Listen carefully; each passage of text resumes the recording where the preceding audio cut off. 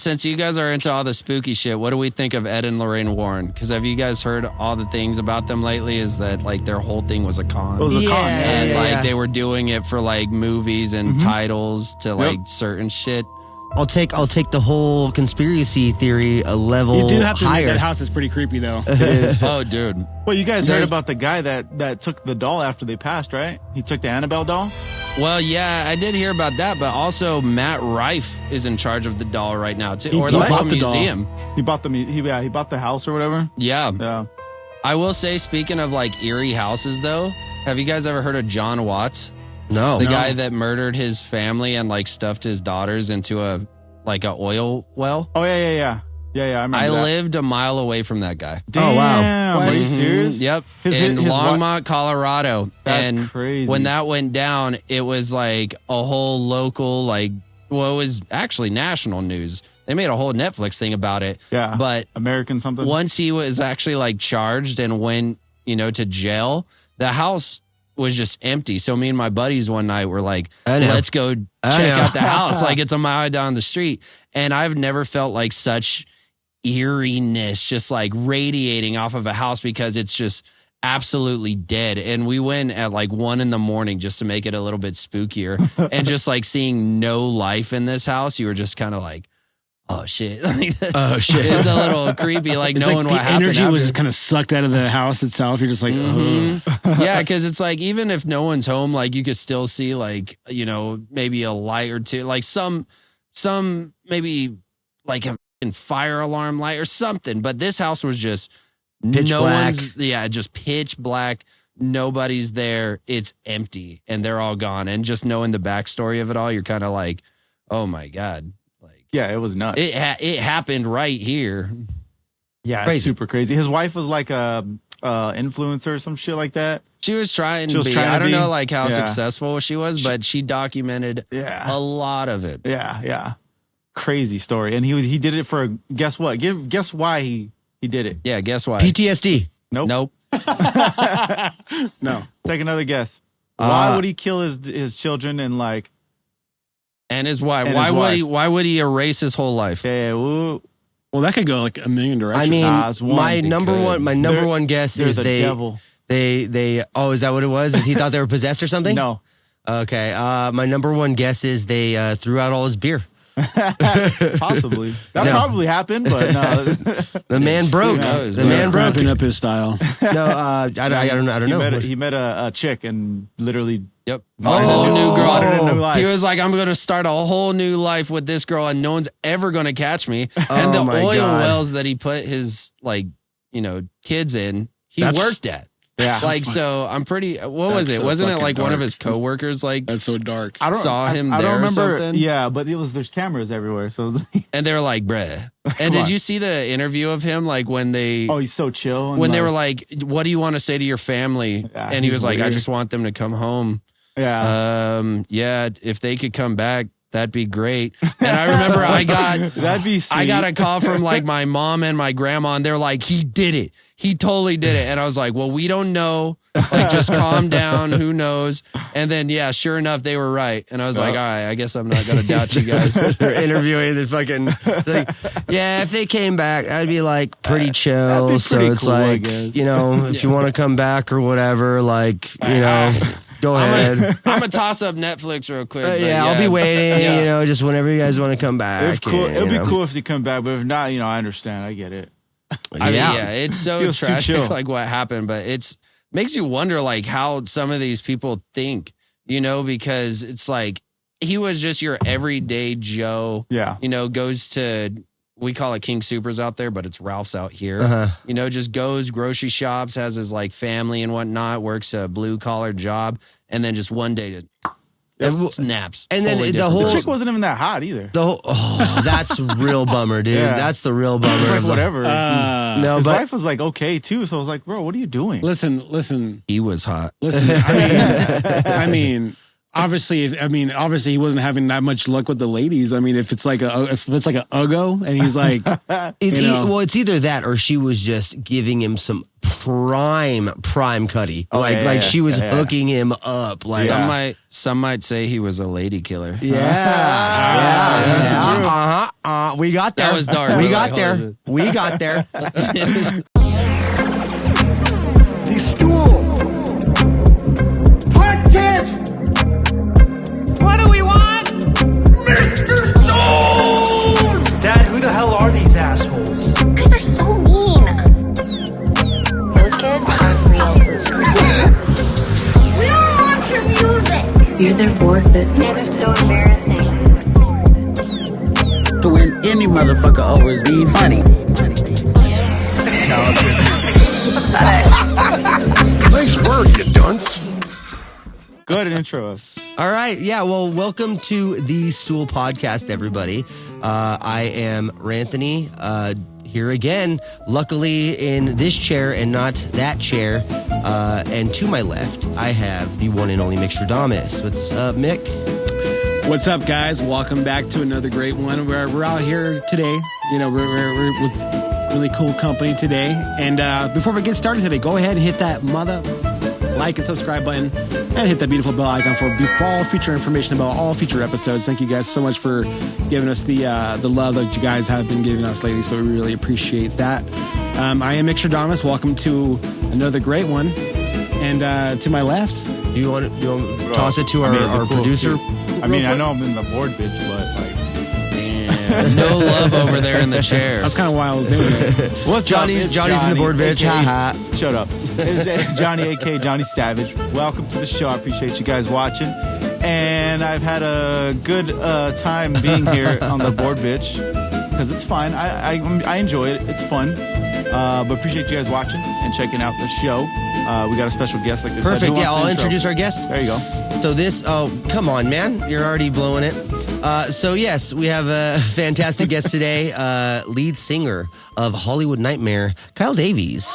Introduce yourself. What's up, guys? It's Davies, not Davies. Davies. It's Davies. Oh, You is it? actually Yeah. nailed that. Cool. A lot of people Sweet. will say Davis, but it is okay. Davies. Nice. Yeah, it's very close to David. I'm actually very surprised that you got that. But yeah, I'm Kyle Davies. I'm the singer for Hollywood Nightmare. And I'm super stoked to be here, man. Oh yeah. You know? Oh yeah. Welcome, Opening with welcome. some awesome trivia and stories already. We already have some stories to crack into, man. Right. We've already talked about a whole bunch, like murdered drinks. Different kind of all the different kinds of people that you associate with in Colorado, and you said your best friend. What's I his didn't name? know your him. close friend. I mean, what he was around, but I didn't know him. You said something about going grocery shopping together, or what was it? Yeah, he was a trail mix guy. He was sweet. The jerky's so damn expensive. No, yeah. Sometimes it just makes me want to. Basically, Kyle's right there. Calm down, buddy. It's okay. dude. Calm down. It's all right. It's okay, man. It's okay. He's like, you ever thought about murdering your wife? Huh? Nothing beats a Jet 2 holiday, bro. Like, you really just need to take one of those. Yeah. Exactly. But yeah, tell us a little bit of your story, man. Tell us how you became, a singer, some stuff about your history. Oh, man. Well, it started... I accidentally became a singer, to be honest with you. I was always a guitarist when I started at 14 years old. And then I was like doing a lot of stuff in the local Colorado scene. And then one band asked, well, they actually just assumed. They were like, hey, you do vocals. Could you front our band? And I was like, I've never done vocals like in my life. I don't know what the hell to do with this. But for some reason, I said yes. And I joined this band, did a couple of shows as a vocalist, got kicked out of the band. I was so bad. We were working with a producer named Dusty Bowles, and he used to play in bands like Bad Wolves, Make Me Famous. Okay. Like, he was signed to Sumerian, and he ended up being like, your singer's ass, and you got to kick him out. And I think that like did so much damage when I first left. I was like, fuck, man, like, am I really that bad? Huge ego blow. Yeah, it was. But, I feel like to be in the music industry, you have to be tough. And it took a lot of times of being a bad vocalist to become a good vocalist, because you have to be like honest with yourself. But anyways, after that, I like had this weird determination to just like prove them wrong that like I can do this. And so I started a band called In Death and Decay when I was 16 and still in high school. And when I was in high school, I was able to sell like so many tickets because you're just surrounded by, people all the time. Kids, yeah. like it's easy. Yeah. And we actually, did a lot of headlining shows at like the Roxy, the Gothic, the Summit. Like we ended up doing really good shows. And I was telling these people like we should really take this out to California. And I don't know why they didn't want to, probably because we were still like teenagers, like after we graduate, we should go out and do that. And anyways, long story short, that fell through. I ended up moving to Los Angeles after I graduated. And from there, I met Scott, our guitarist, at music college, at a college called Musicians Institute off of Hollywood. Yeah. And me and him were just hanging out every day, writing stuff. We accidentally basically became friends because we always had like the same classes together. Whenever I would take lunch, he just so happened to be taking lunch too. And we're like, what the man? Like, why are you stalking me? That's cute. Yeah, anyways, it was a musical meet cute. Yep. And it was a musical meet cute. Yeah, exactly.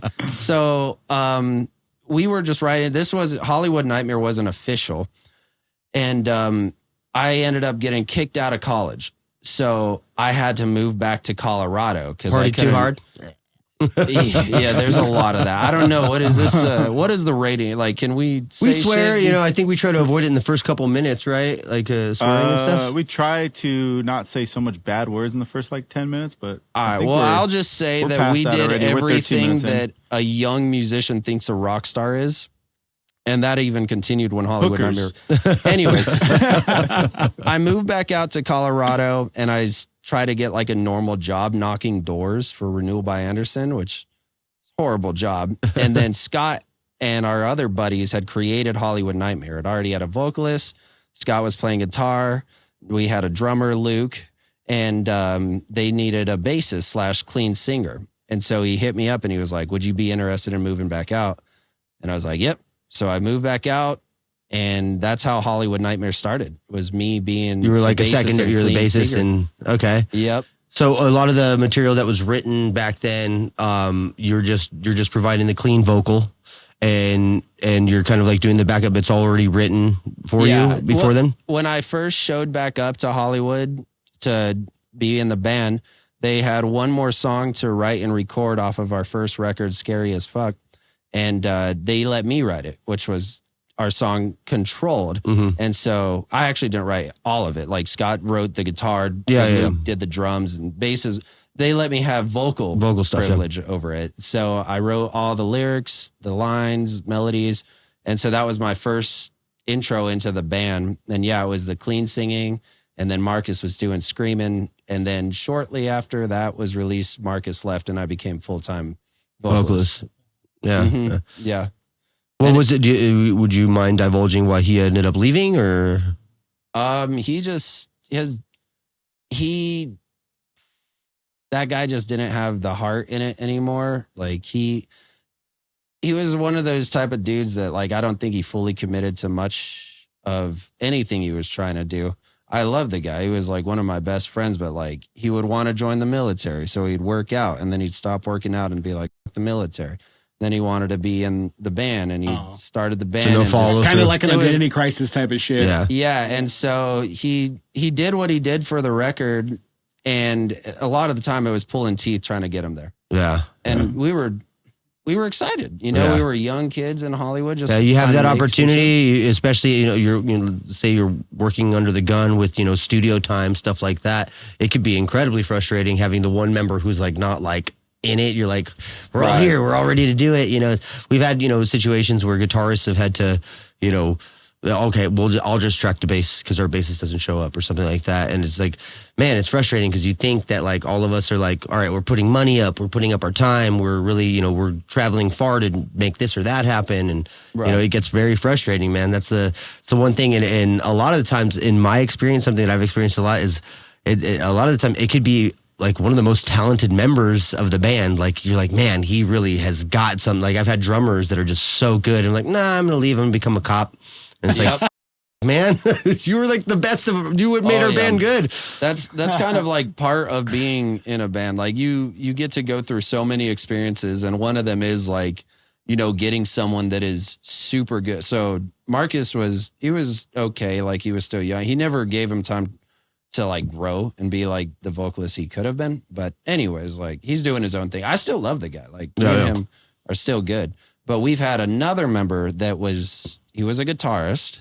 He did so well. He had the looks, he had the skill, everything. The only problem was his attitude. He got us in so much trouble because he thought he was the biggest shit, and it drug us down to a level where people started saying Hollywood Nightmare was like, just egotistical assholes, essentially, because he would come in knowing that he looked good, knowing that he played good, and he thought he was better than everybody else. And when one member does something, it almost reflects on everybody. So a lot of the time we were getting like not the shows we wanted to, or being turned down for things because they're like, I hear your trouble. And me and like the rest of the guys are like, where the hell did you hear that? Like, no, we're fine. We're down to like play. Like, what's going on? And it's like just what you said. When you try to make a band, you get a mixture of people, and some fit, some don't, some have the talent, and just like something else is off, and some like don't have the talent, but they do have the attitude. And they'll stick it out, and they'll go and they'll do all the grinding and the carrying the heavy weight, which is one of the things that I love about being a not very talented instrumentalist. You know what I mean? I'm not like a shredder guitar or whatever, but I could play a bass, I could play rhythm guitar. So it's like if I have to adapt, to a situation, like I know how to. You know what I mean? If I've had to play bass and sing for my band and stuff before. If we didn't have our bassist that night or whatever. And it's like, to me, it's like, that's something that's like, it shows you how you deal with adversity in those situations. And you kind of want at the end of the day, especially if you're doing it for like a couple of years, to have rounded out a couple of members that have that sort of heart in it. You know what I mean? Right. And you see where their priorities are. It's like, we want to play, you know what I mean? And then there's the people, like you said, that, all right, yeah, playing is fun and everything, but where's my rock star life? Where's that at? So, it gets very muddled up with all those personalities, It's all about being a rock star. Yeah. Well, party like a rock star and kick a little ass, like Louis C.K. said, everyone wanted to be famous. Yeah. Every single musician you ever see in like the orchestra or the band, they wanted to be their own leader of what they do, and then they end up having to take like this like side role of like he put it so much funnier. What was it on? It was on it was like Conan or something. He's like, see, like that guy right there. Like he didn't want to do this. Yeah. He wanted to have his own orchestra. He wanted to have his own band. He wanted to be famous. It's like, guess what? We panned to him on the camera. None of you guys know his name or give a shit who he is. I feel like that's one of the biggest problems is if you're in it to be famous, that's already starting off on the wrong foot. And some people would argue it's like, that's like the it factor. It's like, oh, this guy, he knows he's a star. You know what I mean? It's a really weird approach, in my opinion. It is a very weird approach. But if you think about it, like a lot of these people that really made it and are successful, their first thing was always the music. They were just to the core like a musician, and they just, they got it. They understood it. They knew how to make melodies, and they enjoyed doing it. And through that, they became successful, and now they're famous. Yeah. But a lot of people, like when I was going to Musicians Institute, the main reason why a lot of them were there was just to become famous. Yeah. And then you would like hear their playing, hear their singing, and you're like, oh, dude, not you. Yeah. Like, nah, it's so bad. There's a different avenue for you. For real. You ever tried hawking skincare products on Instagram? Maybe try that. This one story was so, like, to me was super funny. This girl came in with her mom, and they were doing like a tour of the college, letting them know these are your classes. Here's like the rooms, blah, blah, blah, blah, blah. And the mom asked, well, how long does she have to be here until she's famous? And the person looked at them like... That's gross. Yeah, what a weird question. That's so gross. Well, she came back pretty well. She went, that's completely up to her. However long it might take her. But this person literally thought, oh, if I want to be famous, like it's just a job title. Like I could just go here and do it. Hey, I'm going to famous school. Oh my God. And I actually had a couple of classes with her and she couldn't carry a tune to He's save her a life. I was Shyamalan like, twist to that story. The girl who came in, Honey Boo Boo. It was actually Mama June. I guess it worked out for her. She's famous. I guess it worked out for her, right? She did something right. It was so f***ed up when South Park got a hold of that girl. Oh my God. Skitty and butter. Have you guys seen the new season of South Park? It's raunchy. Oh, I have not God. seen it. It's raunchy. You I'm not gotta caught up. You got to do yourself a favor. No, I mean, and watch I it. have a South Park tattoo on my side. It's like, I love that show, so I have just not had the time to watch TV like the way I used to, you know? Oh, man. You know what's funny is being from Colorado, people that's got to be a special. Well, people think you should go to South Park. It's literally just a small mountain town. Like, you're not going to see anything crazy if you go there. Yeah. And it's so funny because Scott, my guitarist, he wanted to go on one of his honeymoons to South Park because he loves the show. And I was like, why? He's like, it's just a Chili's and then like a couple little shops. Yeah, you're not going to see anything too crazy, but you could go there if you want. I was like, we've been to some of the coolest parts of Colorado just going on tour. So have you gone to Casa Bonita? I have. My grandma actually is she has stock in that, and she very helped cool. rebuild it. What? Very cool. Yep. Tight. It was a horrible place. Like, well, it was fun to go to. Like, as a kid, it was almost like the same energy as like going to Chuck E. Cheese. If you found out you were going there, you weren't going there for food. You were going there because it was fun. They had like it was like arcade. It looks like the Spanish version of like Rainforest Cafe. Yeah, but I've always said that their food, You know? the like play kitchen sets you give children. Oh yeah. It was like the they fake took that ones. and microwaved it, Yeah. and they would give it to you. No one went for the food. It was dog water. And now, apparently, because Matt and Trey bought it, they redid it. It should be good. I don't know. I haven't been since I was like, I don't know, 8. Yeah. So I would like to go back, but I don't know. I can't tell you what it's like right now. Yeah, no, I would love to go back and then, I'm ordering my food and be like, can I have the taco? Burrito, taco. Who is that? Is that Jennifer?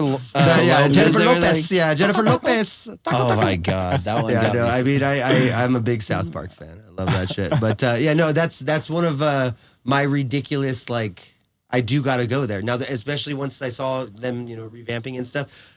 First off, when I saw the Casa Bonita episode, I didn't know it was like a real thing. I thought it was just like a made up thing. And then I found out down the line, I was like, wait, it's a fucking real place. Like, and then I hear all this stuff about how it's like dilapidated and fucked up. And then I hear all this stuff about them restoring it. And I'm like, yeah, I think this is one of my like dumb destinations that I'm going to have to go on a road trip to just to visit it. Just because if you're a big South Park fan, everything they talk about or a lot of the even back shots of where they travel to are real places. Yeah. So Even Shitty Walk. Yeah. Shitty Walk. Welcome to Shitty Walk. I've never been like too big of a South Park fan, but I've enjoyed it when it's like on, and then I'll be like, oh my God, they're making fun of Boulder right now. Like that's CU, or like, oh, that's Fort Collins. So I get joy off of that, watching the show. And not because it's a bad show or anything. Like I never really watched You're more it. of a Family Guy dude, or what? No,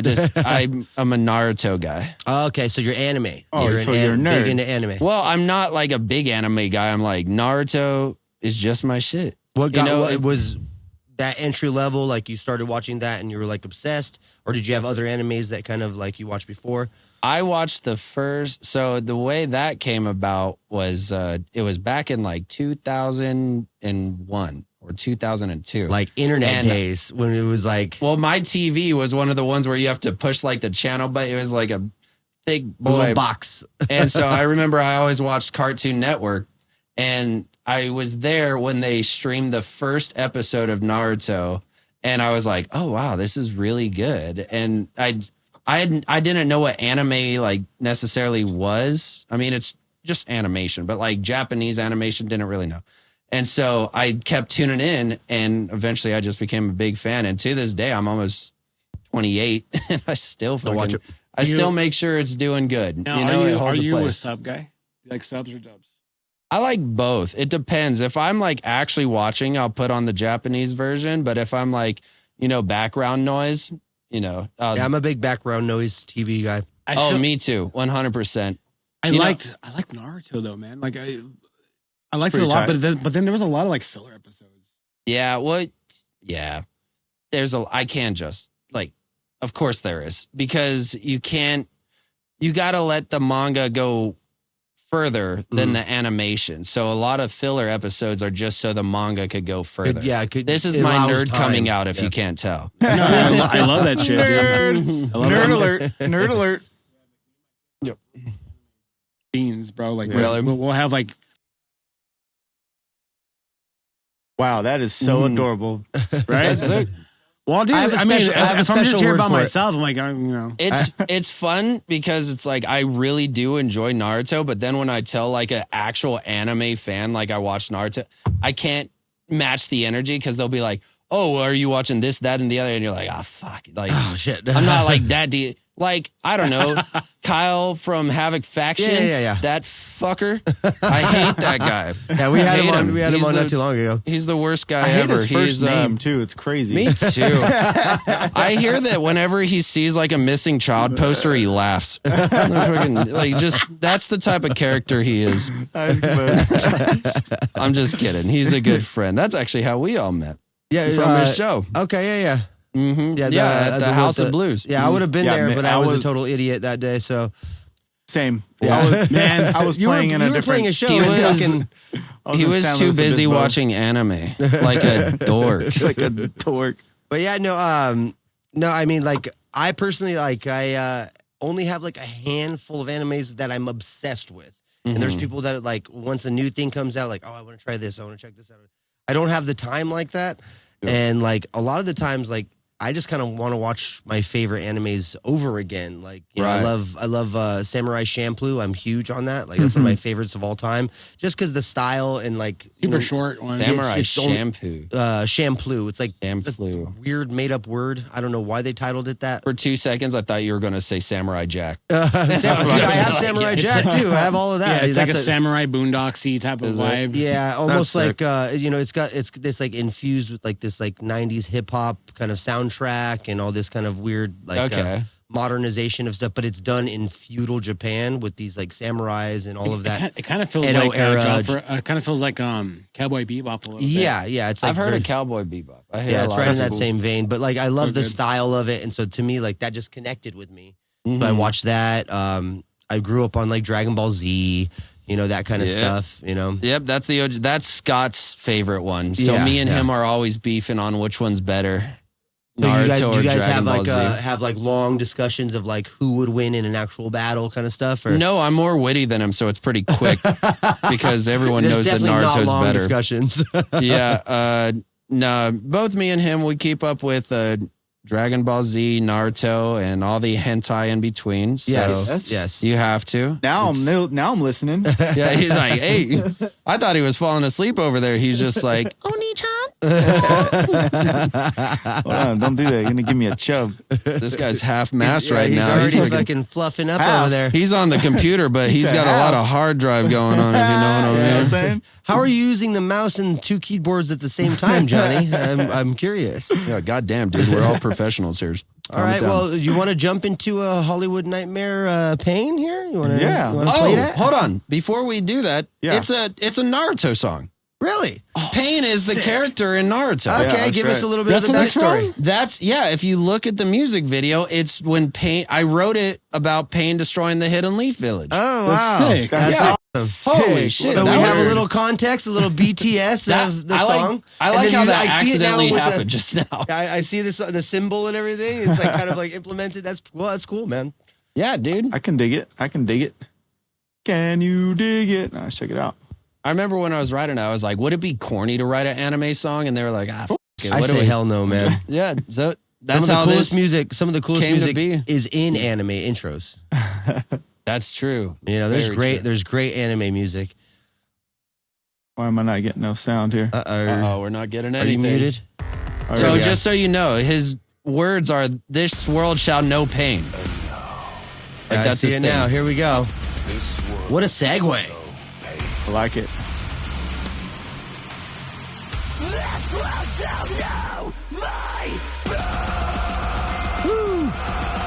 I don't mind that.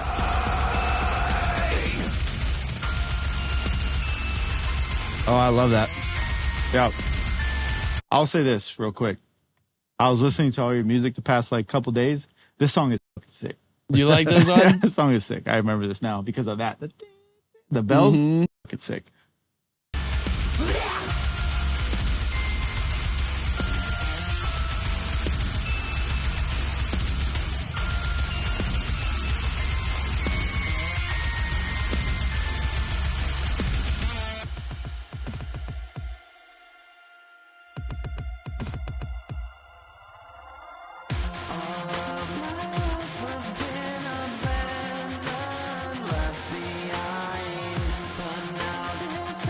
I miss that leather jacket.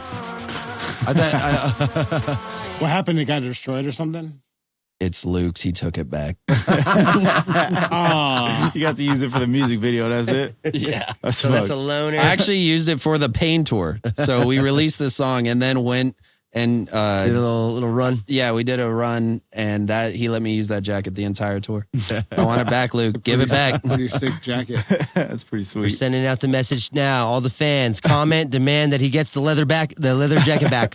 Real.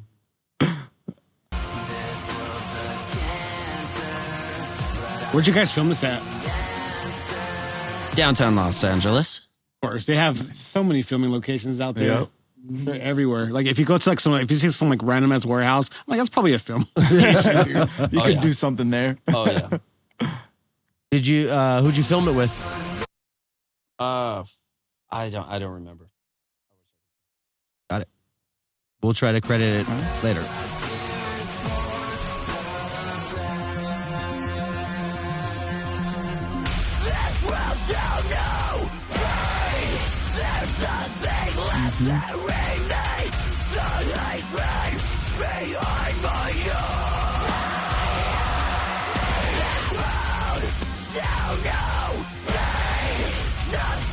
This is dope. Yeah. And it's pretty like simple because it's like you took pieces from the anime, but also like just the doorway with the red lights. It looks clean. I was going to ask about that too. Like no.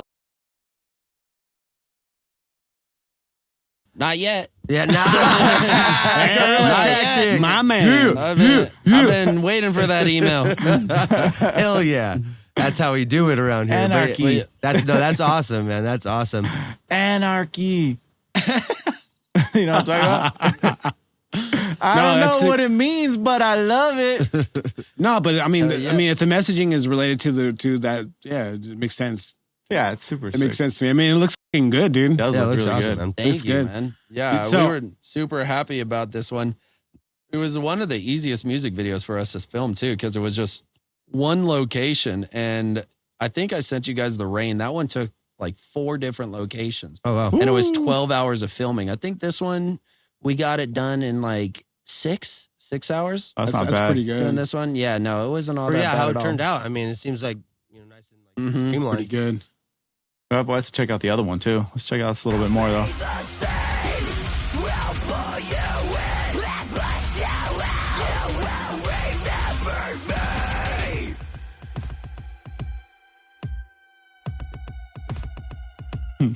Who does all your guys' like electronics and production and stuff?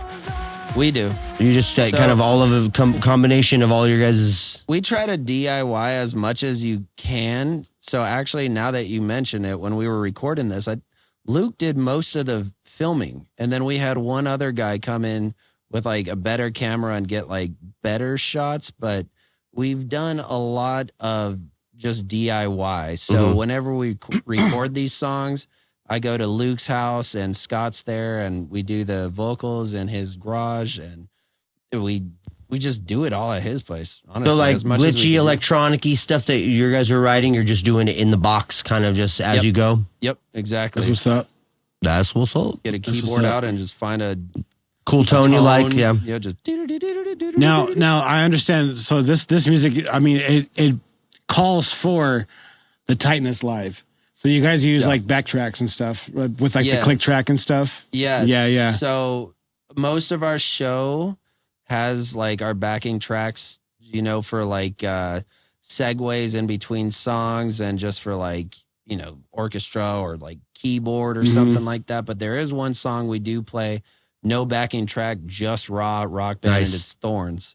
Okay. And that one is a. Do you guys like kind of like are playing it like a little quicker today, a little slower, or like, you know what I mean? Do you guys fuck with it, or you guys are pretty? We do. Yeah. It's all depending on how Luke's feeling that day. Sometimes he's amped up and it's just like a lot faster, or sometimes it's just at normal pace. But yeah, he's a drummer, I think you have that's, to go off of what he's doing that day. That's so awesome, because that's always how I've looked at it too. Like when I was like writing Dead Widow stuff, when I was writing the EP and stuff, like where I was like, all right, well, we're gonna need backtracks for the whole set. And that's never even really fully clicked with me, where it's like, well, you could have one song where you don't really use the production, and then you can have a little fun with it. For real. You know? Well, the reason that happened is because we had played like a couple of shows where they were not like, they couldn't accommodate the computer. Mm-hmm. And we're like, well, this is like part of our show, right? Yeah, like if you want Hollywood Nightmare to play, we need our backing tracks. And we don't rely on it for everything, but it is a big part of our show. And so we were all like, you know what? What if, like, I think it was in Yucca Valley or somewhere where BG lives, BG from local band Smokeout? Yeah, he had us on a show there, and this guy could not get us, like, our computer. And we're like, well, what if we just, like, played a song, no backing track? Like, what could we do? And so then we came together after that show and was like, all right, let's get a couple of songs where we just, worst case scenario, we could play something. Mm-hmm. And so that's how that came about. Oh, yeah. I mean, that's the adaptability right there. Yep. Especially in these days, you want to stay competitive. You want to have that production. Sometimes you want lights. You want all this kind of stuff to it. And then sometimes you show up and then you're playing in a dirt field with, like a makeshift PA that people have like just put on, just like, hey, we invited you out or whatever, stuff like that. Right. And it's like, yeah, that adaptability. It's like, all right, well, we could still put on a good show. It mostly came from the stress of standing on stage and people just yelling, play something, play something. And you're like, okay. And we've done this a couple of times where we just improvise a song. Yeah. We'll be like, all right, we'll just fucking like rip something. Because I've had to do this before too. Do you have like go-to lyrics that you say, like for like screams and then like a chorusy like singy thing that you're like, oh yeah, I'll just like sing these words and then I'll make up the melody as I go? Not really. No. You're just I think I just like I make up imaginary words like so you scat. Yeah, I basically scat through the whole thing, and it's like that's the best. But sometimes I will catch myself with a clever line and like spit it out and be like, that was pretty cool. Write that one down. That's like Marvin Gaye's technique. He used to do like the scatting. Yeah, just follow the melody. Who else? Like Linkin Park says they write their songs for Donna. Mm-hmm. Because they're always like Donna, na na na na, Donna, na na na, and so like that's how I always go about like writing songs. And if we do have to improvise something, I'll just like Donna it out. That's actually a perfect little question segue, because I wanted to get to that too. Explain a little bit of your writing process, like when you do write a song, when you do the vocals and you start, what do you start with? Do you start with lyrics? Do you start with melodies? Do you start with screams? So the way we write our songs is Scott and Luke, they'll usually be the ones that write the whole instrumental, so by the time I'm sent the song, it's basically done, and anything like I want to, not edit, but like tweak, they'll like go through and make something longer, make something shorter, make a drum fill this way. Anyways, most of what I'm trying to say is they do the instrumentation. Yeah. I do very little of that. And so I will go melody first. I always will like grab a guitar and be like, all right, where's the rhythm? Where's the melody? What sounds good? And then I'll always, for this one, like, da, da, ba, da, da, da, da, da, da, da, da, da. And then I just put words to that. Yeah. And especially, it's easier with screams because it's just like almost a percussion hit. Mm-hmm. All you got to do is just yell. But when it comes to like the mine goes a simple, just plain old revenge, that'll be just me on a guitar. Just so you'll write vocal melodies from guitar. Yeah, I used to do it off of a piano, but I do not have a piano anymore since I moved out here. Oh, okay. So yeah, it's all guitar. That's very cool. Honestly, I think he's the first person we've had when we asked that question, they've said it makes sense. It makes sense though. I mean, if you're I mean, the guitar was your first instrument? Yeah. Yeah. Yep. So that makes sense. I mean, natural. Your hook writing skills kind of where the foundation kind of comes from the guitar writing and stuff. So you know how to kind of like how to do like counter melodies and stuff to kind of like fit. Exactly. Yeah. And it just helps so much when you have to like write harmonies as well. So I'll like build a chorus off of a bunch of chords. So your harmonies, you use fifths the most? I don't know music theory that much. Whatever sounds good. I'm a nerd. I'm a nerd, sorry. Yeah, no, if you gave me an instrument, I could make something sound pretty, but I couldn't tell you what I'm doing. Right. So that's kind of how I go. That's honestly, that's kind of my philosophy is like, you gotta be just enough shitty at what you do to make good music. You know what I mean? Guess so. Because like you have to have a level of curiosity that's still there, that like you don't know what you're doing. Yeah. To find stuff that is not part of the whole like a little bit of that hunger to figure it out. You end up finding it from your kind of like your lack of knowledge on certain perfections on stuff. Everything with music for me has always been like, don't think about it too much. Just let it come from you. Like I said earlier today, is like, I never started this to become famous. I did it because I was always just a musician. Like I was able to, hear melodies. And so whenever I play guitar or like piano or sing something, like I don't think about it. I just kind of like whatever comes out. And that's what makes me happy. Like, I'm not really too excited if like I could sing someone else's song really well or something like that. Like I get more joy out of just doing random shit and surprising myself. So the best times I have like singing or playing guitar is, just in my house, like something will be on the TV and I'm just jamming something and I get hit with something. Shit, that's pretty following. Good, Yep. And so a lot of the times when I'm writing a song or, trying to figure out a melody, I let myself write garbage first, like what sounds bad, just go let yourself make get it out of the way. Yeah. And eventually just from dicking around, you'll find something that's good. And you're like, a little bit of that, and keep going, a little bit of that. And then next thing you know, now the wheels are turning and you're like, okay, now I got something. Yeah. And that, I don't know if it'll work for everyone because I've had to rewrite so many songs.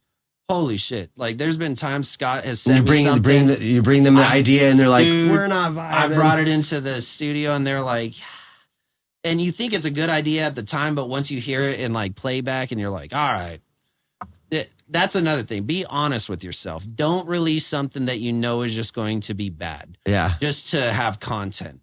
And so there's been many times us as a band have came together and been like, this isn't it. I know we've put a lot of work into this, but this, like, why would we put this out when if we don't give a shit, who else is going to give a shit?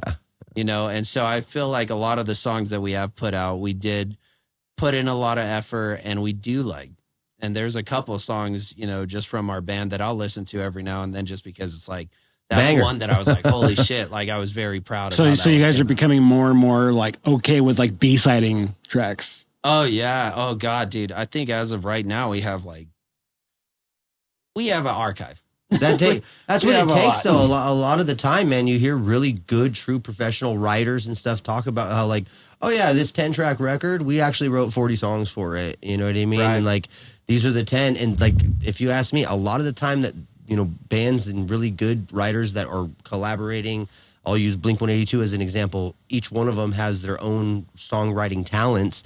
And so when they bring a record together, it's got to be very difficult to put all of that into one box and then package it. So when you have all these ideas flying and you do finally get something that resembles that package, you're like, hey, I think this is us.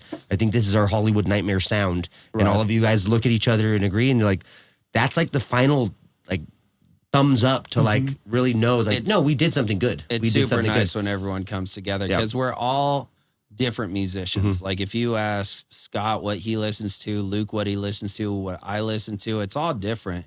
And so trying to find that common ground can often be very difficult. You brought that song before the podcast. I had never heard it. Barbie Girl. I liked it. I liked it a lot. I thought it was really good.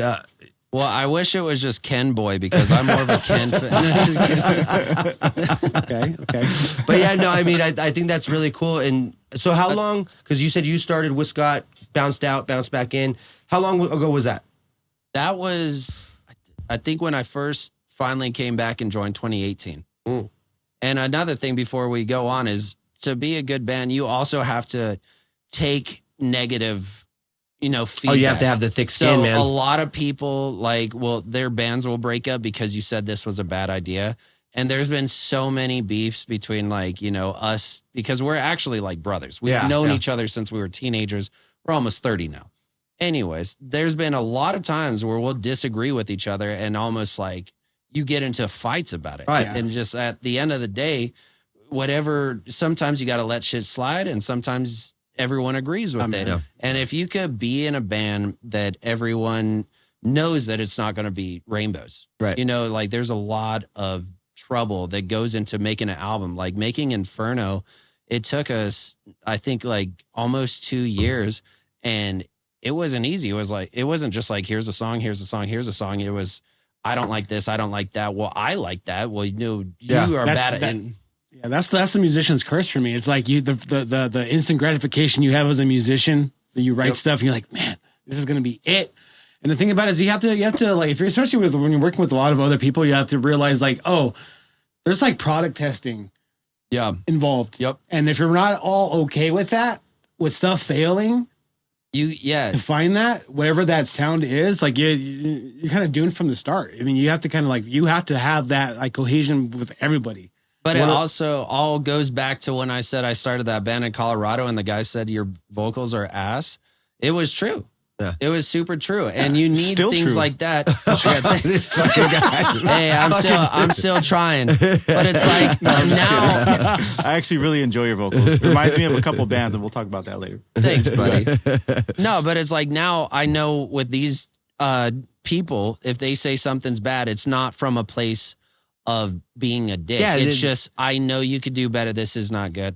Let's just rethink That's this. the whole part about artistic criticism is most of the time, unless it's there, because I'm not saying all of the time, but most of the time, it's not malicious.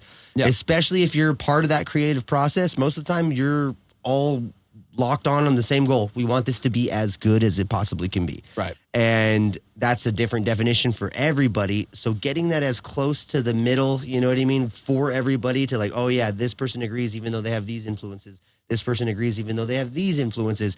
Then we created something sort of truly unique that stands out and that we all agree, is worthwhile, worth to put out, Yeah. And to me, I think that it gets lost in the sauce these days. We talked about this with two of our other guests recently about that's a very special gift sometimes that you have when you have a bunch of dudes who do have that vigor to fight through the fights and deal with it and take the lumps. And it's a relationship. It's 100% a relationship. What word? Lumps? Lovely lady lumps. My lovely lady lumps. But yeah, no, I mean, I think that's an incredibly cool thing, and especially if, like you said, you guys have been at it for years, and it's cool that you guys are still able to kind of still keep on at that process. I'm sure each one of you has come to the table with X amount of ideas, a good several dozen ideas, whether it's a chorus idea or this or whatever. Like you said, you bring vocals to the table and they're like, I'm not sure if that's the beat we were going for or whatever, Right. But, that's the thing is there's always another song to be written. And I think, like you said, the people that, have that thing to prove, you're like, yeah, no, I need to, if someone's telling me it's not good, then I need to make it better. You need to be honest with yourself. That's my biggest thing is be honest with yourself. Is it good? Is it bad? Because if you join this and you think everyone's going to think you're the shit, you are so wrong. Mm-hmm. Everyone in their head, or maybe not everyone, but I feel like a lot of musicians that I've met, they'll tell you that they're the biggest thing.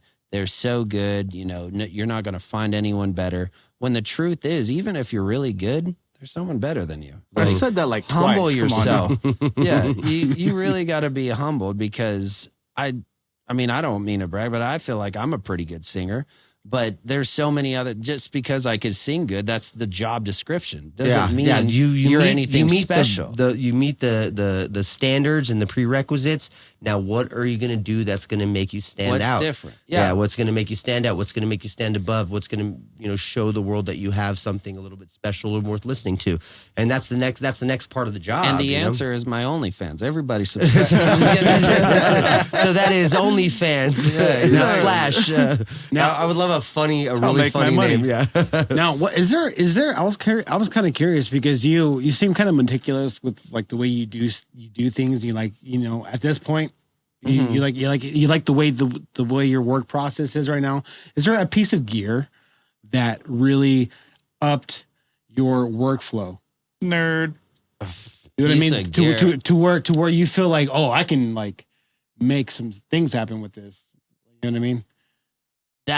No, not for me. No. That would definitely be more of a Scott and Luke question because they are the like gear nerd type people. And I wish I could say it was in-ear monitors, but I fucking hate in-ear monitors.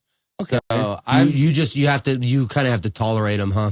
Yeah. You just like, if that's the setup, it's like, all right, fine. Every time I'll put in one, you leave in the one so that you're still monitoring or whatever. But I like hearing the room. You know what I mean? I feel like I get a better energy from that. Yeah. I like being live. But gear-wise, I've always been very bare bones. Like, I still have the same amp that I had back in high school and the same guitars and, the same keyboard. Like, I've never been that musician that goes out and tries to get new things.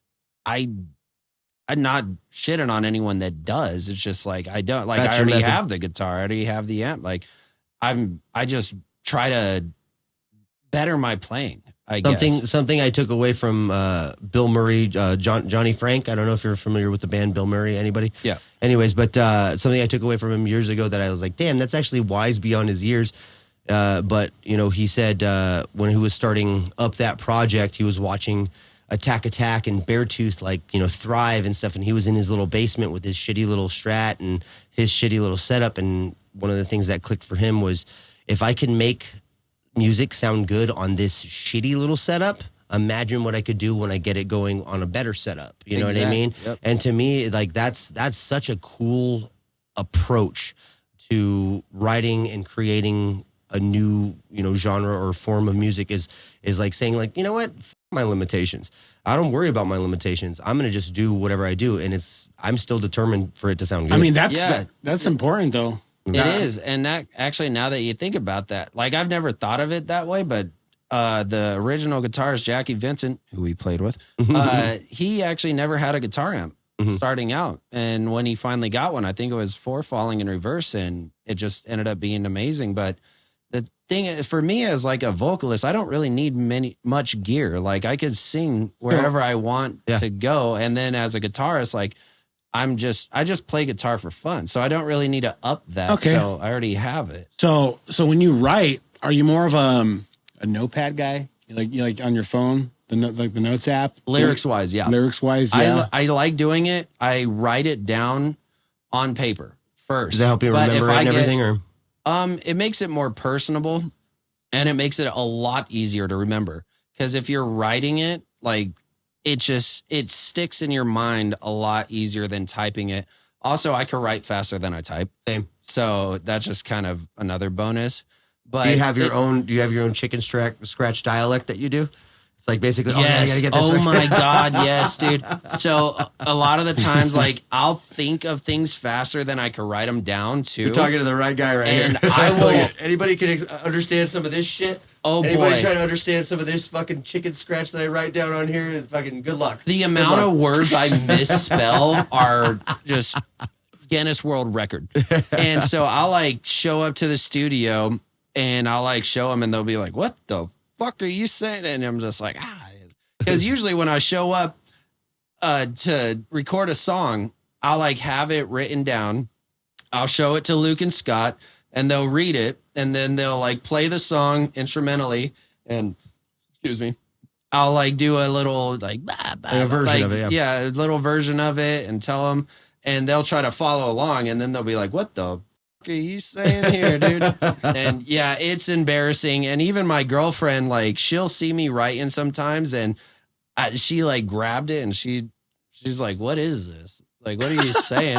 And I'm like, "God, don't worry about it. This word either as long as it makes sense it to either me." says misunderstood or masturbating. I can't really tell. One like, of the two. Imagine I'm misunderstood when I masturbate. Oh my God. Oh wait, yeah, okay. Now I can read it. Because it's always to I can read that. hentai. No, just kidding. All right. So the planet ends, right? The planet ends.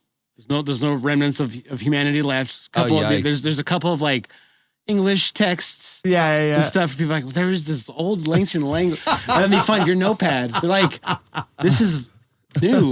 Yeah, this is some sort of a language from a culture we did not even know existed. Like, I think he's just retarded. You just cut to the history channel documentary. It's like, so we discovered this purple notebook, and we believe it's representative of something from the Egyptian times.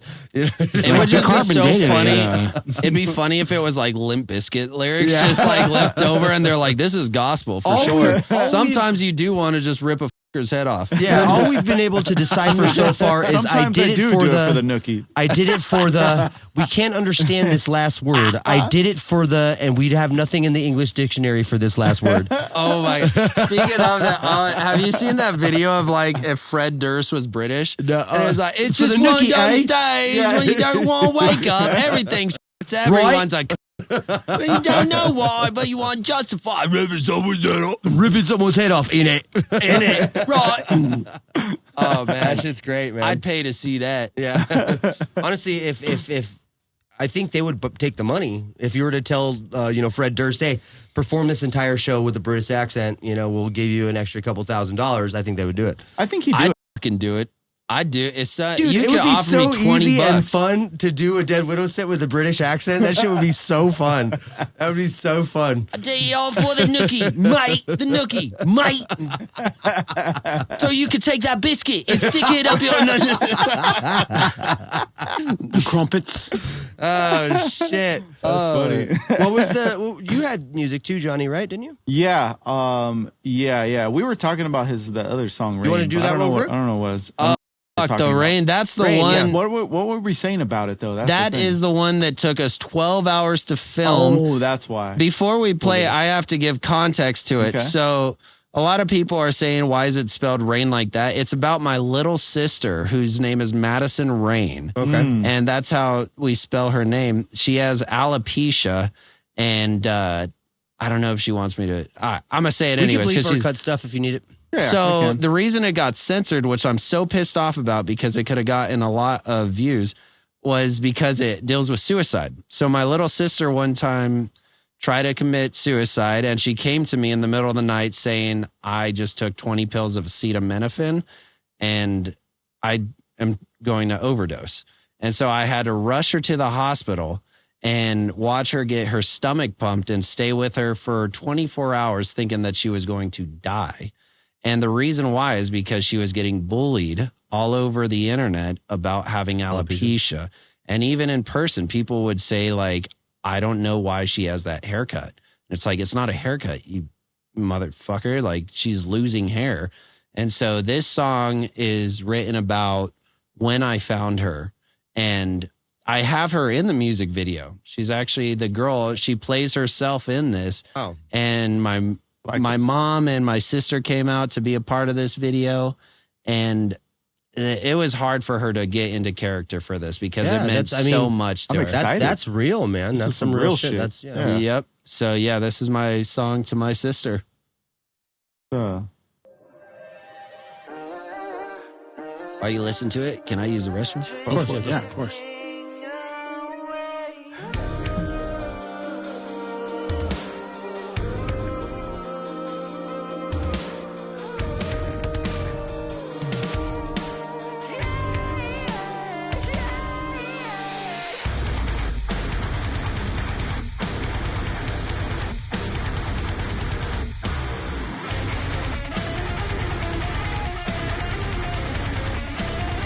You guys think I would look that good bleaching my hair blonde?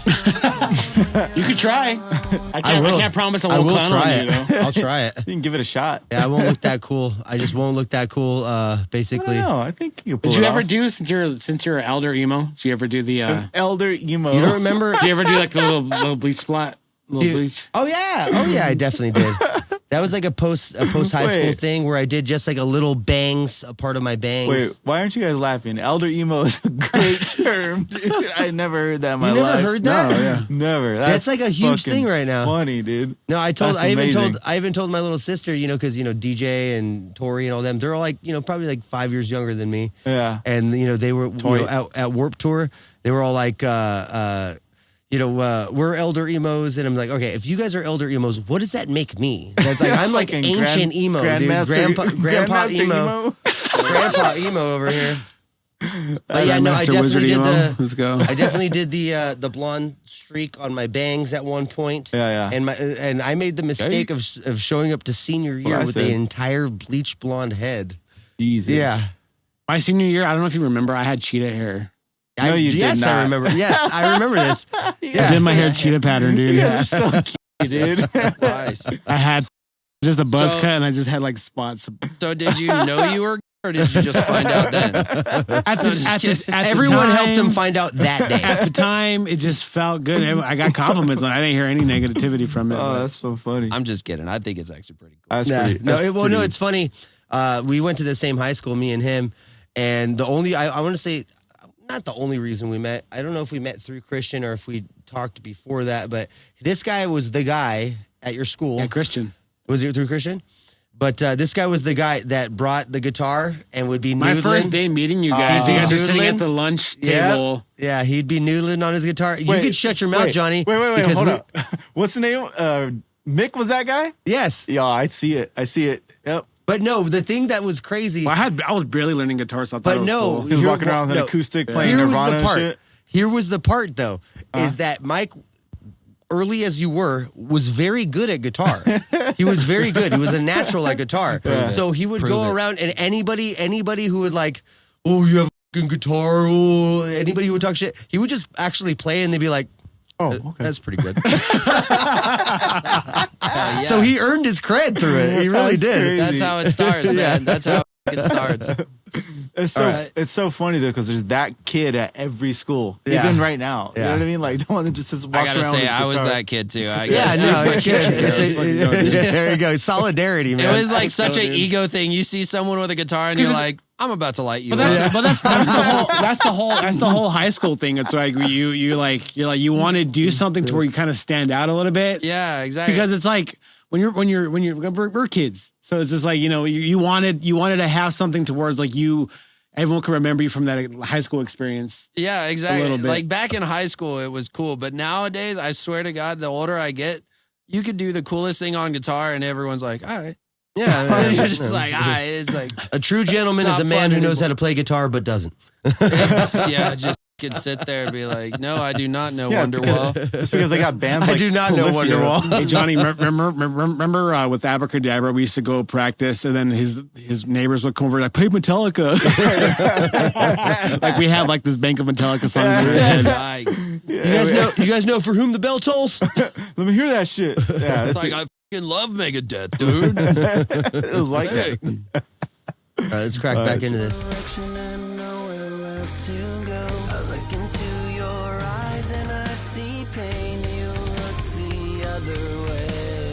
You trimmed your hair, huh? No. No? He's like, what are you, dumb? When he's nervous, it shrinks in back into his head. Yeah, I'm a reverse chia pet. Yeah.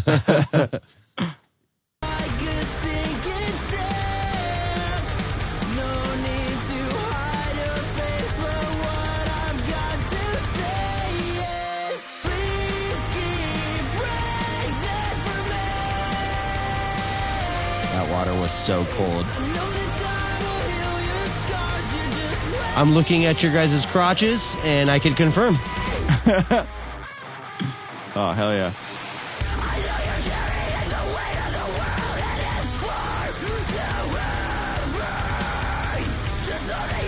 Wait, Nice. so Very nice.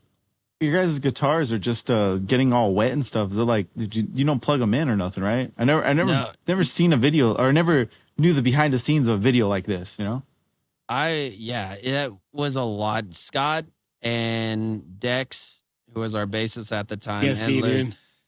You have to bring equipment that you don't mind. Don't give a shit. Yeah. Oh, it all got fucked up. All that wiring's gonna get fucking fucked up. Yeah, no, this shit. Mike is having a panic attack over here, thinking about his guitar getting wet. Paper bag. It was bad. Yeah, it's so we did like 5 shots each, so you're under that water for probably 20 minutes. It must have been so cold, bro. There's no temperature Holy to it, so shit. it's just straight, cold water. Tap water and shit. What sucked for me, I had it the worst because the rest of the band members had to do just this shot under the rain scene. Mm-hmm. I had the next location had to do a submersion scene under a pool. So I had to get in my car with wet jeans and shirt, drive over there. And by the time I got there, like they had dried off, just to hop back into cold water again. Get all wet again. Yep. And trying to take all those clothes off was horrible. My mom has a video of us like just blow drying our clothes, trying to make them look. My suggestion, I mean, maybe I'm thinking too simple here. Next time you do a video like this, cut the clothes out entirely. What do you think? I like that idea. I'll watch it. Wouldn't it be easier to you want to just try it right now? Water out? I mean, is that why we subscribe to your OnlyFans? I was literally about to say, yeah, you could go see that video. We have 2 parts of this. Yeah. Just Wang flopping around in the rain. Now that's a breakdown. We call it Hollywood night shows. Or just Hollywood dreams, because it's like this Hollywood wet dreams. Hollywood wet dreams. There you go. You got it. We got there. This location has there it is. Rayne. Huh? This location it's like set up. You guys had to like do that. What? Like the Rayne stuff. What about it? I'm saying, does that location have it set up in there? No, the way they do is they get a bunch of people to spit off of the roof. No. I was just wondering if it was like an external thing you brought there. When you show up, it's almost set up like a shallow pool. So it's like a foot, like you have to step into it like it's a tub. And then there's just a knob on the side where you turn it on, and it's almost like giant shower, fire prevention sprinklers. Yeah. Oh, and so it's like multiple of those, and it just spraying on you. That's it, just on and off. And then further on in the video, you'll see the submersion tank, what she's about to dip in. So this scene, if you go back like 5 seconds, she goes from laying on the bed, falling into the bed, into the water. And that was one of my favorite combo scenes. shot. Oh, hell yeah. Let's check this out. So check this out. Yeah. Let me go full screen on this one.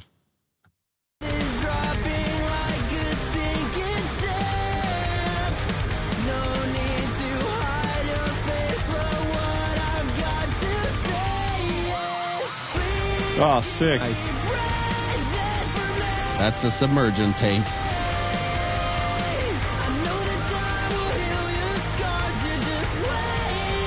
So, Johnny, the elephant in the room. This is beautiful, dude. I love this. As a person who likes to I love my sisters, so this is great. As a person who likes to hit on people's sisters. No, I'm not saying nothing.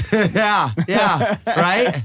Yeah, no. First of all, I don't know how old his sister is. I don't mean this in any way insulting. What? But yes, your sister is beautiful and does not deserve any sort of fucking bullying. Yeah, over for real. Thank you. That's the only thing I'd say. I was like, tread carefully. Where are we going with this? Holy shit. No, this guy, trust me, this guy...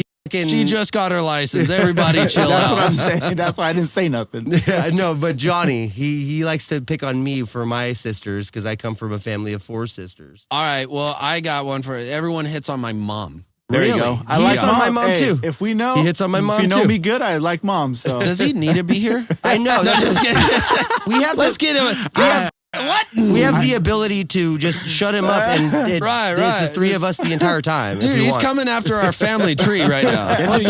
So he's the instigator here. Jesus Christ. This guy. This fucking instigator. But I mean, I think you and I were kindreds in that. Like, people hit on my mom all the time. So you and I aren't so different, are we?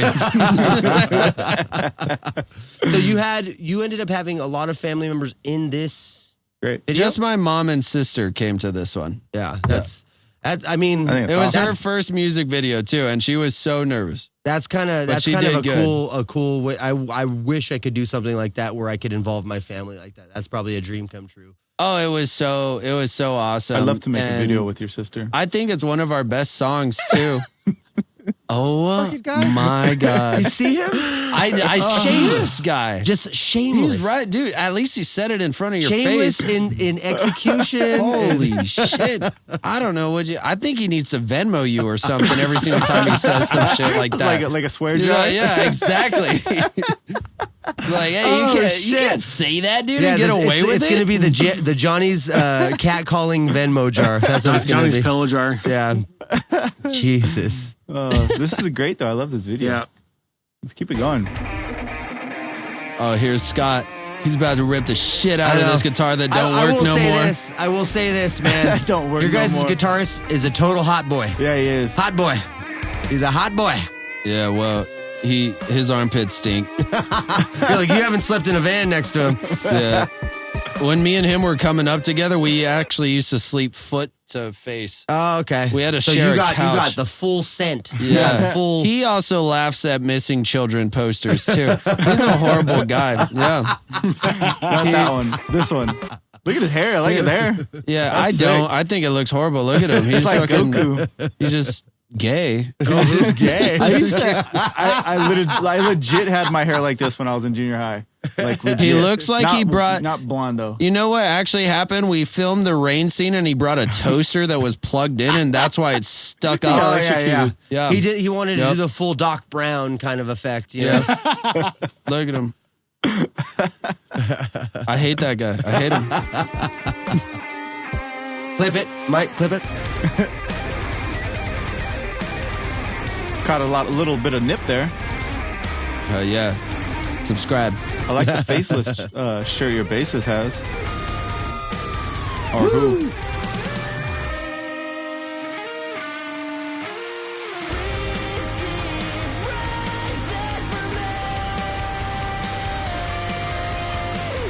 Well, here's a question I've always wanted to ask. I've had to do it a handful of times. I've never felt comfortable doing it. Acting in a video. Like acting, like doing, all right, here's your motivation. Like, you had this whole scene. Are you very comfortable doing that kind of stuff? Or you always feel nervous and like awkward or? It's pretty easy. At this point? I'd say for this one, it was a little hard because I knew the backstory to it. But like the other ones where they're more fun and you get to be creative, you're just playing around. Yeah. Like it's really not that hard to act. Like I'm acting like I'm having a fun time right now, but I hate all you guys too. I'm just kidding. He's like, you can't tell right now, but I'm furious. I don't know if you know this or not, but I'm kind of a Leonardo myself. I'm just drinking myself to death right now because I'm tired of hearing you guys talk. I may have been, just kind of forgotten by the Academy right now, but I'll have my moment. Exactly. I'll have my moment. Yeah. I don't know when, but it will. It's coming. It's comment. It's coming for sure. Well, that's leads into my like kind of secondary question is you do well. You seem natural in that. Yeah. Because I don't. For me, it's like I kind of like I'm like the Ricky Bobby. I don't know what to do with my hands and all that shit. It's like I don't know what shape of like running shots. I've had to do like shots where I'm running. You know what I mean, in slow motion and shit. And I'm like, does this look good at all? Like, yeah. I will say though, for the majority of this video, it's just jamming out. Mm-hmm. So all you got to do is just pretend like you're on stage. Play. And it's like not until this scene where I really have to do acting. So it's more like B-roll. It's like 20% of the video where I need to act. So, I mean, you can see like I do cringe when I see myself do this because you pull it off. I think it's great. It's all like owning it till you get to the finish line. Yeah, all you got to do is just channel what you're trying to portray and hope that it comes out good. That's what I would say about acting.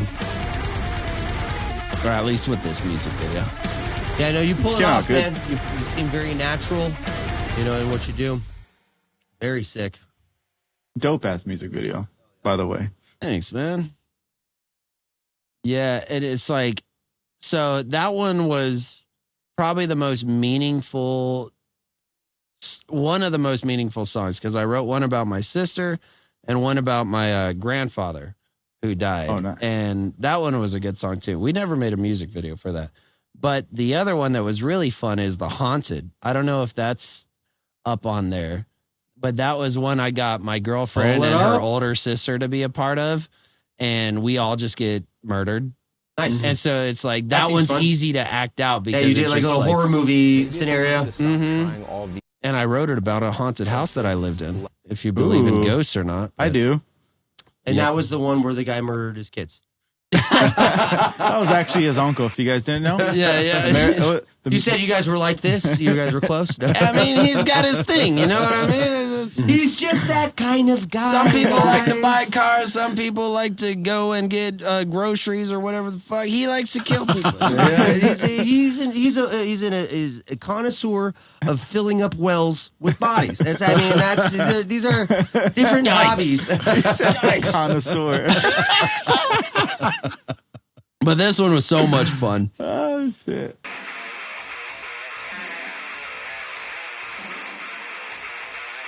Oh. Yeah. You guys have like a great way of doing the, like a nice cool like intro that draws you in. Yeah, and then just a fucking punch in the face when everything drops, you know? You think so? I think so, man. Yeah, so the two bartender girls is my girlfriend and her older sister. You'll see them more. You don't need to rewind it. Oh, okay. Like, yep. That's Allie.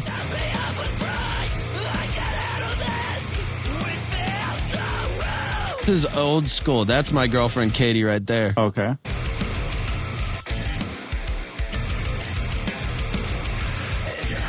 Man, this was so long ago. I think I was 20 when I did this one. You can see by my Justin Bieber swoop.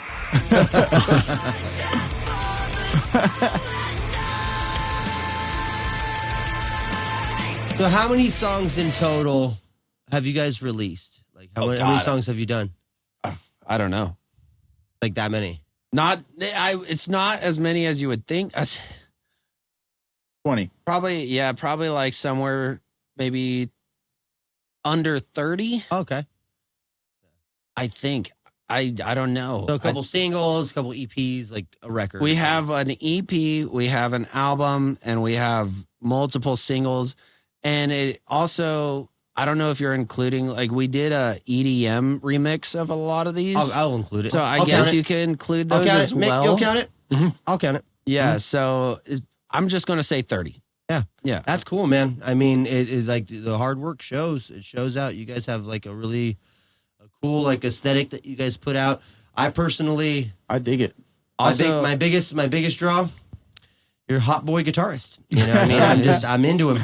I'm into him 100%. Hot hits over here. No, I will say this is the second song I did as the vocalist for Hollywood Nightmare. I had to learn how to scream again.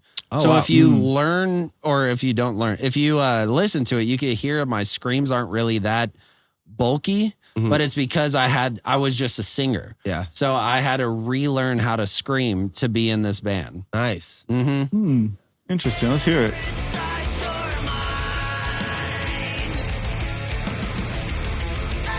Also, this girl really did get spit in the face with blood.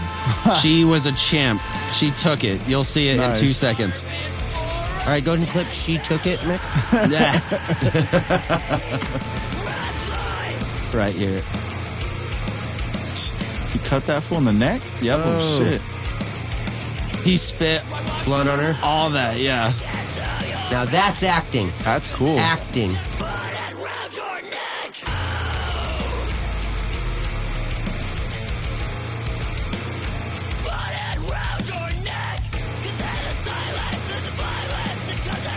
Also, Luke's probably the best actor out of all of us.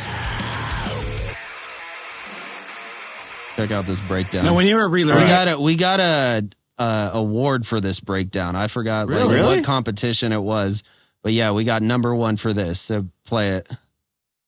Older sister would continue.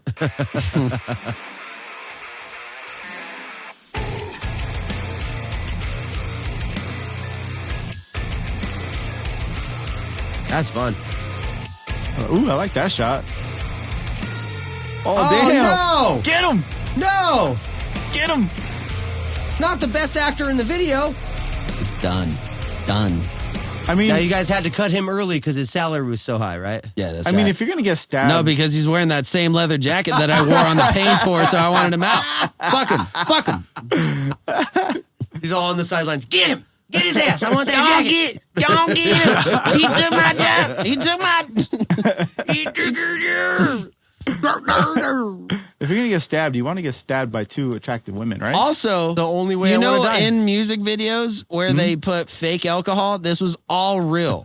So you guys are just hammered. We are, like, in this shot and continuing forward, we are pre-plastered. So when I said earlier that we've done everything that, like, a young bad and think a rock star does...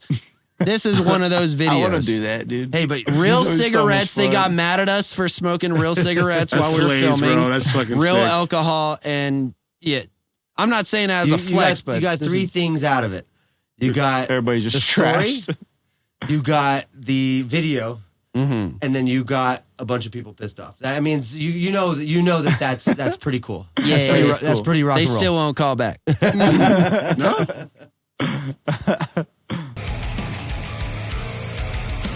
Oh, they're drugging their drinks? Yep. Now, are those real roofies? Now we're talking. Come on, no. He said, I said everything was real. There's another breakdown? Oh, let's hear it. Oh, I like that.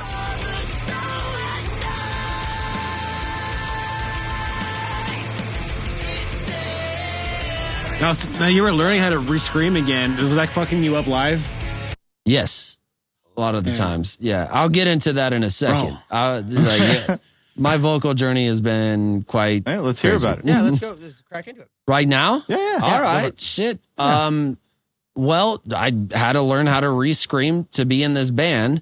And, all right, going back to Marcus, our first vocalist, the way I did my first show with Hollywood Nightmare, we were supposed to play a show, and he called me saying that he's not showing up. And Scott and me were pretty pissed, and we were like, well, what the f*** do you want to do? And he's like, I'm not showing up. So I had to step up and do vocals that day. Scott was like, you're going to have to do it. Like, you do the clean vocals, you're going to have to scream too. And so I was like, oh, Jesus Christ. All right, like, I'll try what I can. And so I did. I don't think I sounded great that show at all. And so from that point forward, I'll take one too. From that point forward, I had to learn how to do screaming again. And I finally got it, obviously. Johnny. And then I had to learn how to be a professional touring singer. Because so every day, or not every day, single day back to back. So nowadays, if someone says that they're like a singer, I want to know, like, how can they do it back to back? Yeah. Like, are you that good to do it every night? Because the first couple of tours we did, I would go hoarse and I'd blow my voice because you would try to do 100%. And you got to learn how to do it in a way where you could continue to do it the next night just as good. Because I was starting some of these shows being really rock solid, ready to go. But I would give so much on that first show. By the time the second show showed up, it would decrease. Third show, decrease. And then next thing you know, you're like, my voice is gone. And so that's when I realized, a professional vocalist can do it all the time. And so I was like, well, how do you do that? And so I had to relearn how to be able to scream, sing at the same time, night after night.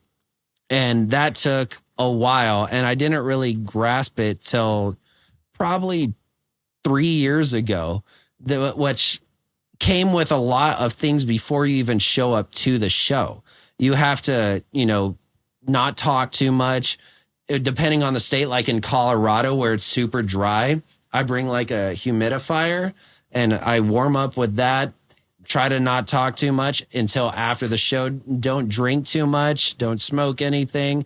Like, being a vocalist, you have to take care of yourself because it is a muscle. A lot of people don't realize, like, it's just like trying to get a 6-pack. There's nothing I could tell you right now that'll give you a 6-pack today. You have to work for this. And so it's the same with wanting to be a vocalist on the road. You don't just get it off of one little trick, off of one little liner. Like, you have to earn your way to do this. And so when I started here with the Haunted, like, I was very novice and compared to where I am today. And so that's kind of been my vocal journey, is I've learned by failing a lot, you know, like playing bad shows where I couldn't sing, where I couldn't scream. Fire, man. Yep, exactly. It's just the hard way. And so it's been since, like I said, 2018. It's been a while. So, with you, like, you know, you're specific, you know, how long, what's like the longest sets you usually have to play is like, what, 30, 40 minutes or something? I would say the longest set we've played was like an hour and a half. Okay. But the minimum is usually 30 minutes. Okay. So anywhere between 30 to an hour and a half. Hour and a half.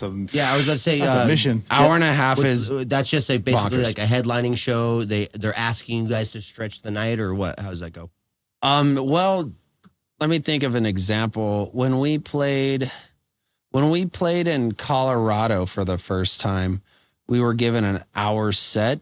So I don't know if it was meant to stretch out the show, but just like, if you are going to stretch out a show, you probably are the headliners. Yeah.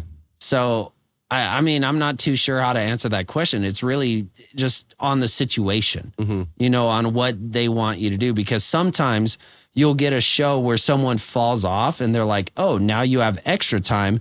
And so now you have to redo the set list. Yeah, that was more or less what I was asking. How is like, long, you guys were like set to do 40 minutes, and then they're like, oh, this band dropped off. Like, can you do an extra 20, something like that? You know, that's what I mean by stretch out the show. You know what I mean? Yeah. So whenever a show has to be stretched out, it's always like in the moment, and it's more so like, which songs are we going to fill it in with?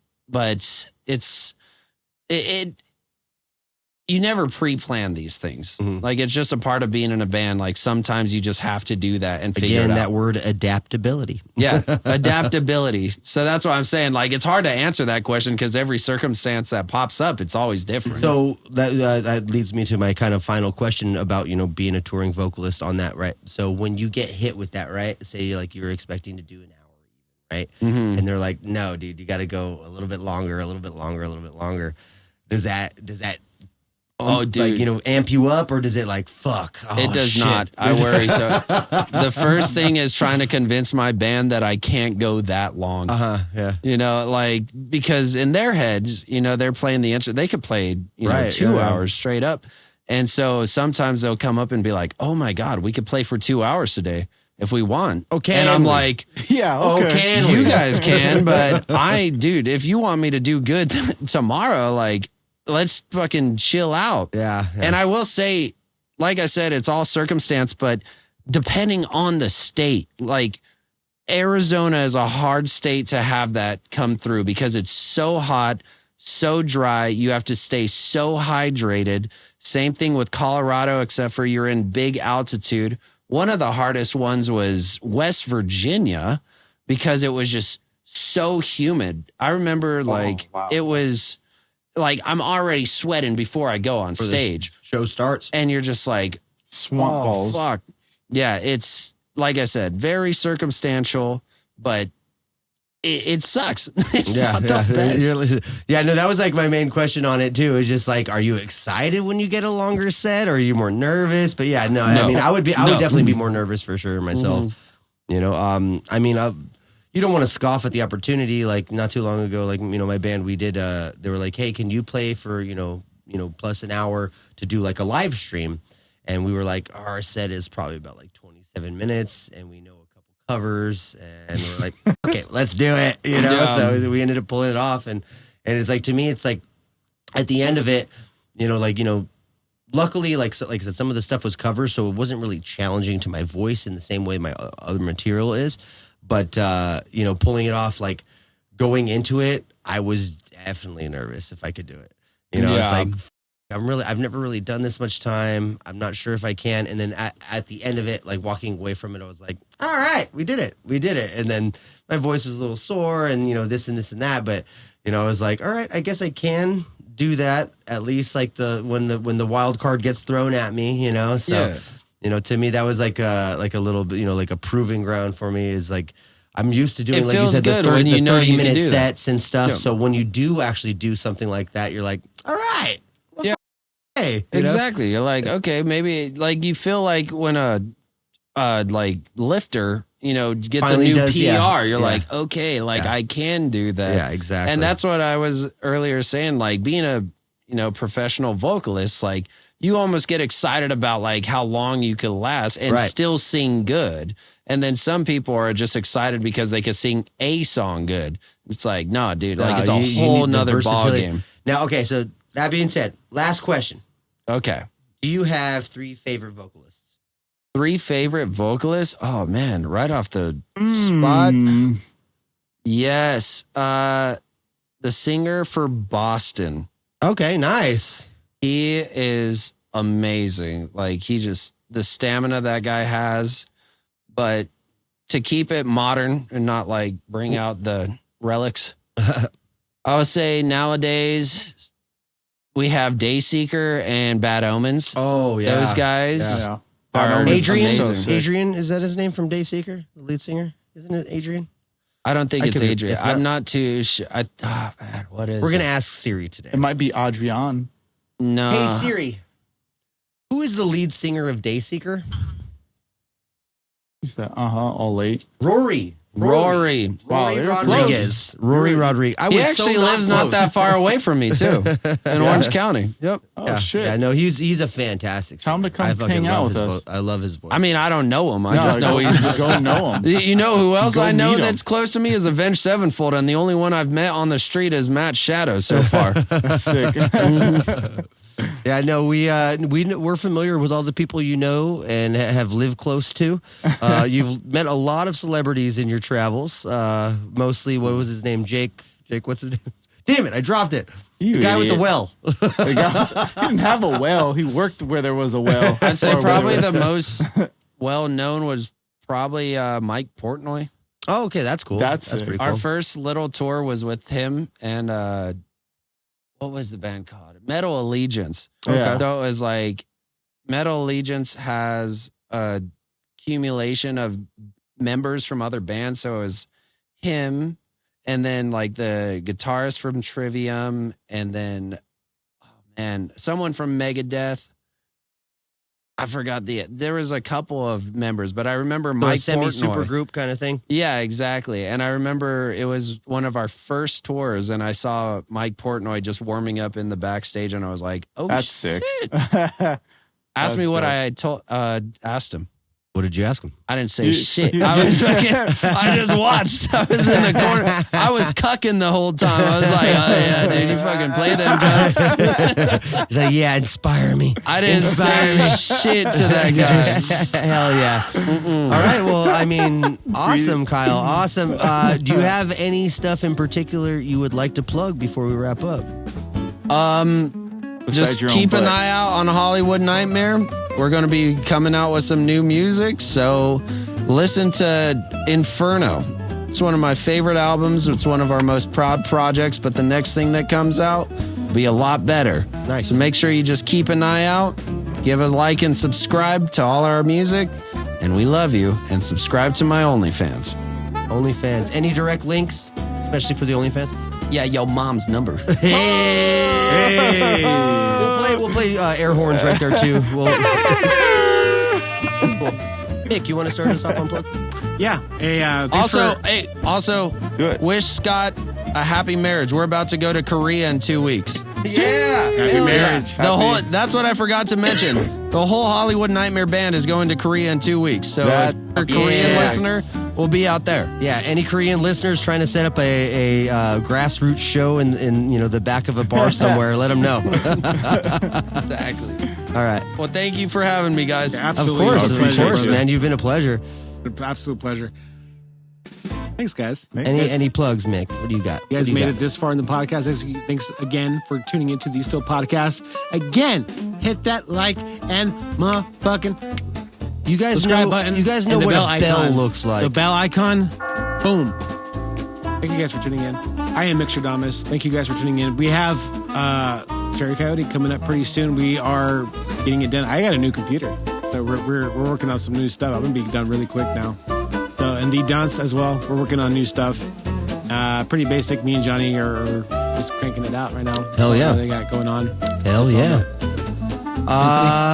Yeah, just follow my band, Dead Widow CA, my other project, Zaida CA, and then obviously Witch the band. We got some shows, I believe October 19th, and then December 5th, we have some shows coming up. I'll be playing bass in that band. It's been a lot of fun jamming with those guys, and now I will pass it over to Johnny.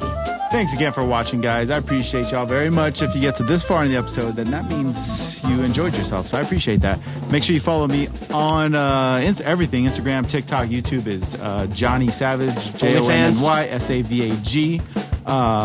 And then, on OnlyFans, it's Johnny Sausage, actually. Johnny Sausage. For no specific reason. Vienna sausage, though. And then follow my band DNG Heavy on Instagram, YouTube. That's it on those ones. Follow the Dunce. We got some new music coming out too. I think that's pretty much it. Do you want to let Mick take us out or me take us out so we don't have that shitty camera angle of your face? Pick one. I'll do it. I want to thank our guest again, Kyle Davies, for coming on. He's been wonderful. This was a great episode, and we had a lot of fun. Remember, like, subscribe, all that stuff. Comment, only negative shit. That's only stuff we respond to. And we love you. This has been the Stool Podcast. Thank you for watching, guys. Thank you. We love you. Bye-bye. Bye, guys. Bye.